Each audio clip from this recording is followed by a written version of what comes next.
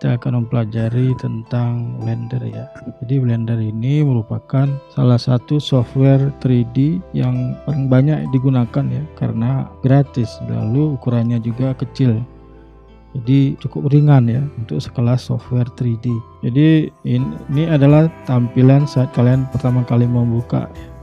Ini adalah tampilan dari user interface. Jadi di sini saat kalian klik, kalian buka pertama kali itu akan muncul pop-up ya, splash screen ya. Nah, di sini nih tersedia berbagai pilihan ya, pekerjaan yang bisa kalian lakukan dengan Blender ya. Dan juga ada semacam user manual teman-teman yang bisa kalian baca untuk mempelajari seperti apa Blender itu. Oke. Nah, langkah yang selanjutnya harus kalian lakukan yaitu kalian tinggal klik di sini open. Lalu setelah kalian tutup splash screen-nya, maka kalian bisa melihat tampilan default jendela utama dari Blender seperti ini ya.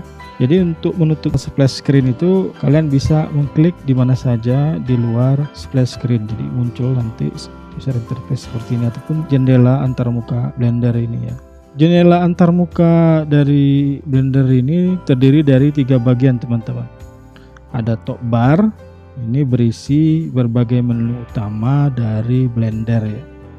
Ada file, ada edit, ada rendering, ada animasi, ada modeling, ada sculpting, ada texture paint, shading, animation, lalu ada compositing, ada scripting di sini. Di sini ada area. Area ini adalah merupakan ruang layar untuk mengedit ya. Seperti ada 3D viewport di situ, lalu ada outliner. Nah, di tampilan user interface ini ada status bar teman-teman semua. Status bar ini berisi informasi mengenai konseptual dari keyboard shortcut, lalu ada pesan peringatan, lalu di situ ada result juga ataupun informasi dari statistik. Oke. Jadi saat kalian membuka Blender itu secara default akan terbuka layout workspace ya di area utama itu. Itu merupakan area yang menampilkan preview ya, preview scan ya, ataupun objek yang terdiri dari cube ini atau kubus ini ya, 3D viewport di bagian atas kiri, lalu ada outliner di bagian atas kanan, lalu ada properties di bagian kanan bawah. Ini properties teman-teman, have a look. Lalu ada timeline di bagian kiri bawah, ini timeline. Oke. Jadi saat kalian itu membuka Blender pertama kali itu secara default akan terbuka layout dari workspace di area utama. Ini merupakan area yang menampilkan preview ya, preview dari scans dan objek ya. Terdiri dari yang pertama itu ada 3D viewport di bagian atas kiri, lalu ada outliner di bagian atas kanan, lalu ada properties di bagian kanan bawah, dan juga ada timeline ya di bagian kiri bawah. Kalau 3D viewport itu digunakan untuk berinteraksi dengan 3D scan ya, untuk berbagai penggunaan ya, seperti nanti ada modeling, ada sculpting, ada animasi ya, ada tekstur, ada painting dan lain-lain ya. Lalu di bawahnya ini ada timeline ya. Timeline ini digunakan untuk memanipulasi keyframe ya, dan playhead. Timeline ini juga digunakan untuk mengatur animasi. Jadi kalian bisa menjalankan animasi itu dari kiri ke kanan, dari kanan ke kiri, dari atas ke bawah, dari bawah ke atas, ataupun dari mana saja ya. Oke. Lalu ada outliner ya.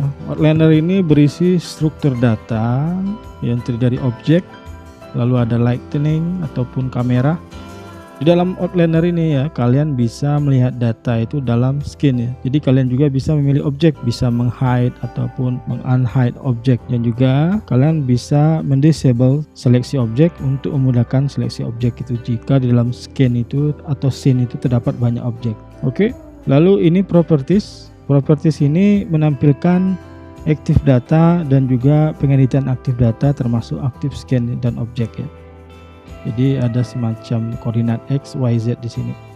Nah, cara menggerakkan objek ini misalnya dari kiri ke kanan, dari kanan ke kiri, atau dari atas ke bawah, atau dari bawah ke atas. Klik objeknya ya, dari aset ini, klik kanan, insert keyframe, lalu klik location. Setelah itu di sini ada timeline. Timelinenya kalian perbesar lah, increase. Nah, kalian geser ini. Sebentar, saya rubah dulu posisinya ya. Move. Jadi ada tombol move, tolong di checklist ya agar berpindah dari titik koordinat yang pertama ke titik koordinat yang kalian inginkan.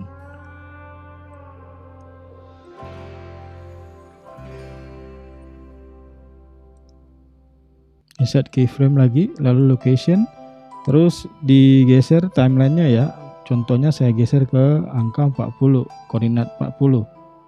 Oke, setelah itu kita pindahkan kembali ke koordinat yang berbeda ya. Insert keyframe, kalian insert keyframe, pilih location ya, jangan available, location. Lalu kalian timelinenya terus kalian geser juga seperti ini. Oke, insert keyframe lagi, lalu insert location, terus kalian pindahkan lagi ke sebelah kiri. Oke, insert keyframe, location, lalu timelinenya juga kalian rubah lagi. Nah, sudah selesai teman-teman ya. Jadi asetnya ini nanti akan bergerak, coba kita jalankan ya. Kita pindahkan dulu dari titik 123 ke titik awal ya. Oke, kita jalankan.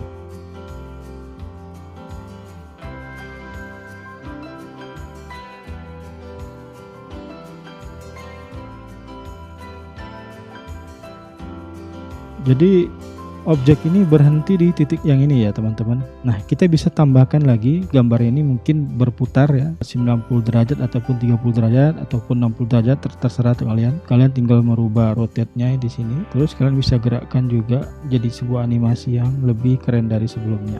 Tinggal insert keyframe, pilih location, kalian pindahkan lagi posisinya dari koordinat awal ke koordinat yang kalian inginkan. Ikuti teman-teman ya di rumah, jangan sampai ada yang ketinggalan. Jika ada yang mau ditanyakan, silahkan ditanyakan teman-teman semua. Timelinenya insert keyframe kemana saja terserah, dari location,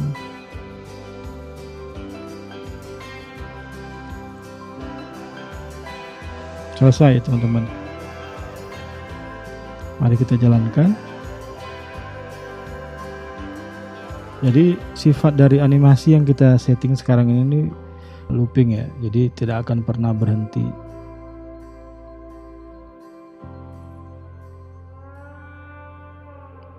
Oke. Sekarang kalian coba, sebelum kita merubah objeknya itu menjadi bentuk contohnya binatang ya, ataupun monkey. Jadi monkey itu nanti bisa kita buat berasap ataupun berapi ataupun ada tambahan efek di dalamnya, bisa ya.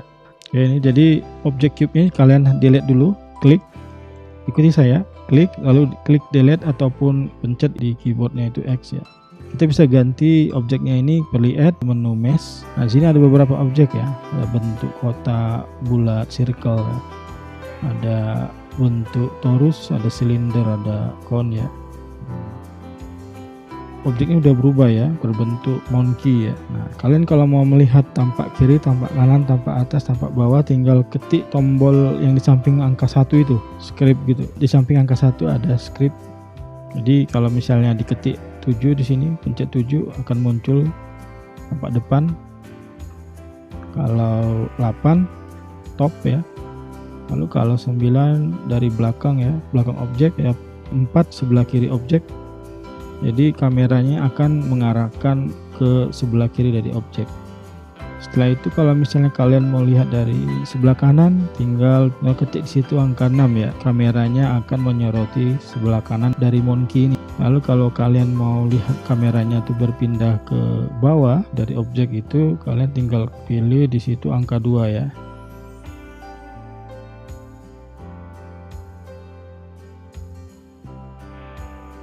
Kalau mau lihat view-nya dari kamera, pilih angka 1.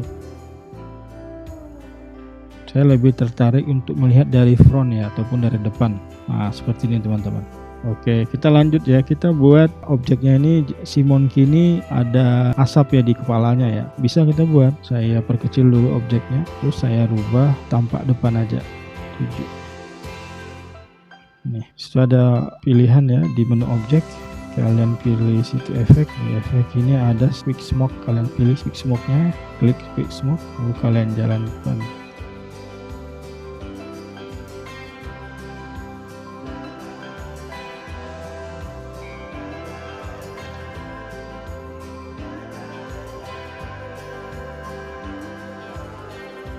Jadi monkey-nya ada efek asap di atas kepalanya.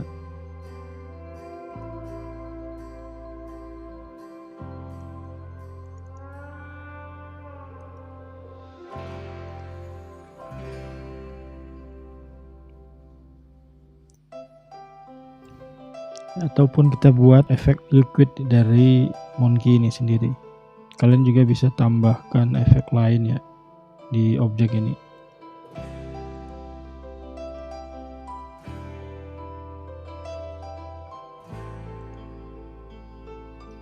Jadi kalian bisa buat objeknya jadi pecah gitu, berkeping-keping ya. Oke. Ataupun objeknya kalian bisa rubah memiliki efek-efek yang lain ya.